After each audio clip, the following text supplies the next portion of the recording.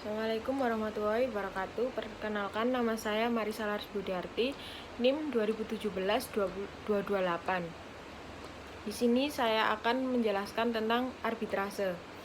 Pada buku modul penyelesaian sengketa kontrak konstruksi disebutkan bahwa arbitrase adalah proses penyelesaian di antara para pihak yang mengadakan perjanjian untuk menunjukkan seseorang atau lebih sebagai arbiter dalam memutus perkara yang sifat pemutusannya adalah final dan mengikat. Pengertian perjanjian arbitrase sebagaimana tercantum dalam Undang-Undang Republik Indonesia Nomor 30 Tahun 1999 Pasal 1 Ayat 3 mengandung dua macam makna, yaitu yang pertama, di dalam perjanjian sudah ada klausa arbitrase, dan kedua, di dalam perjanjian belum ada klausa arbitrase. Bila ternyata yang terjadi sesuai keadaan kedua, maka perjanjian arbitrase dapat dibuat oleh para pihak yang bersengketa bila mereka menghendakinya. Penyusunan atau pembuatan permohonan dalam penyelesaian sengketa melalui arbitrase dilakukan dengan cara mengajukan permohonan tersebut dari pihak yang merasa dirugikan. Ditunjukkan kepada ketua majelis arbitrase untuk perkara yang bersangkutan. Selanjutnya, rekaman surat tersebut dikirimkan kepada termohon untuk ditanggapi.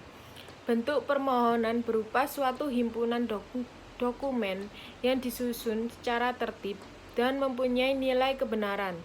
Untuk itu, permohonan harus disertai bukti-bukti untuk mendukung kebenaran dari tuntutan yang disampaikan. Isi dari permohonan terdiri dari 3 bagian, yaitu 1. Bagian persona sandi in judicio, yang berarti instansi mana yang berwenang untuk memeriksa. Dalam hal ini yang dimaksud adalah majelis arbitrase, atau jika institusinya jelas, seumpamanya Badan Arbitrase Nasional Indonesia atau BANI, maka langsung ditunjukkan kepada institusi tersebut atau BANI. Bagian kedua yaitu fundamentum petendi atau posita. Di dalam posita, pemohon wajib menguraikan dasar-dasar permohonannya.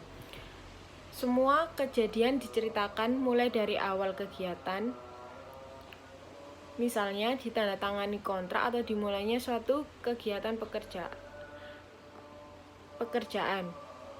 Selanjutnya, semua kejadian-kejadian diuraikan secara jelas, teratur, berutut, terutama kejadian yang mendukung tuntutan pemohon. Bagian ketiga yaitu petitum atau tuntutan. Dalam menunjuk seorang sebagai arbiter disebutkan dalam pasal 12 ayat 1, yang dapat ditunjuk atau diangkat sebagai arbiter harus memenuhi syarat-syarat: 1. Cakap, melakukan tindakan hukum. 2. Berumur paling rendah 35 tahun. Yang ketiga, tidak mempunyai hubungan keluarga, sedarah, atau semenda sampai dengan derajat kedua dengan salah satu pihak yang bersengketa. Keempat, tidak mempunyai kepentingan finansial atau kepentingan lainnya atas putusan arbitrase. Yang kelima, memiliki pengalaman serta menguasai secara aktif di bidangnya, paling sedikit 15 tahun. Pada ayat 2 disebutkan hakim, jaksa, panitra, dan pejabat peradilan lainnya tidak dapat ditunjuk atau diangkat sebagai arbiter. Unsur-unsur arbitrase: 1. Adanya kesepakatan para pihak untuk menyerahkan penyelesaian sengketanya pada para pihak ketiga, yaitu melalui proses di luar pengadilan atau non-litigasi. Yang kedua, sengketa yang diselesaikan hanyalah di bidang perdagangan. Yang ketiga, putusan tersebut mempunyai kekuatan hukum dan mengikat para pihak. Ruang lingkup arbitrase seperti yang tercantum dalam Undang-Undang Nomor 30 Tahun 1999 tentang arbitrase dan penyelesaian sengketa sebagaimana dikutip, ternyata cukuplah luas, yaitu semua jenis sengketa di bidang keperdataan. Dalam hal ini tentunya yang bisa diselesaikan melalui arbitrase adalah sengketa-sengketa di bidang bisnis, sengketa-sengketa di bidang perburuan atau ketenagakerjaan, sepanjang sengketa tersebut menyangkut hak pribadi yang sepenuhnya dapat dikuasai oleh para pihak. Adapun yang dimaksud dalam hak pribadi adalah hak yang untuk menegakkannya tidak bersangkut paut dengan ketertiban atau kepentingan umum. Misalnya, proses-proses mengenai perceraian, status anak, pengakuan anak, penetapan wali, pengampunan, dan lain-lain.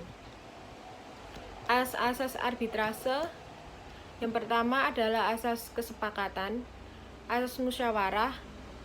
Yang ketiga adalah asas final. Sekian penjelasan saya tentang arbitrase. Terima kasih. Wassalamualaikum warahmatullahi wabarakatuh. Berikut adalah dasar-dasar yang menjadi pedoman saya dalam menjelaskan materi arbitrase tersebut.